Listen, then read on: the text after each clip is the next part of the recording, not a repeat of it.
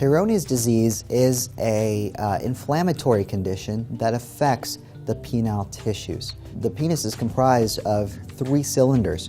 2 cylinders act as the erectile bodies, or what we call the corpora cavernosa.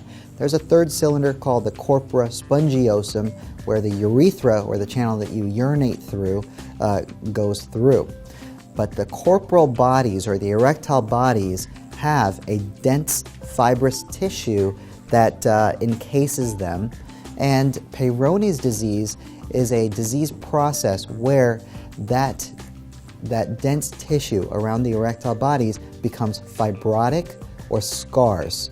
And when you have scar or plaque formation in that area, that can cause curvature to the penis when there's an erection.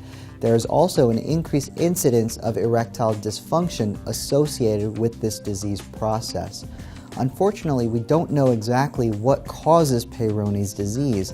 There are several theories that it may be related to a trauma-related process or a process that increases the risk of inflammation. Disease processes such as autoimmune conditions, where your body actually attacks its own tissues. Regardless, there is some abnormal scar tissue formation or fibrosis which occurs that causes formation of these scar areas within the tissues surrounding the erectile bodies. Then that tissue can no longer expand normally. The opposite side, the tissue on the opposite side will expand normally, but the tissue where the plaque or scar is cannot expand. And so what happens then, when there's an erection, the opposite side lengthens, but the affected side cannot lengthen, so there ends up being a curvature towards the affected side.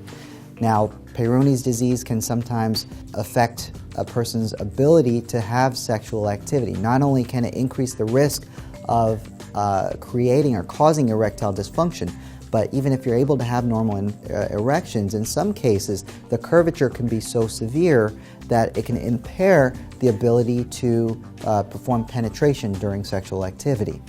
So that's how this disease process can affect your sexual function. But again, it is a disease condition which research is ongoing to figure out why it occurs, and research is ongoing to figure out what some potential treatments are for this condition.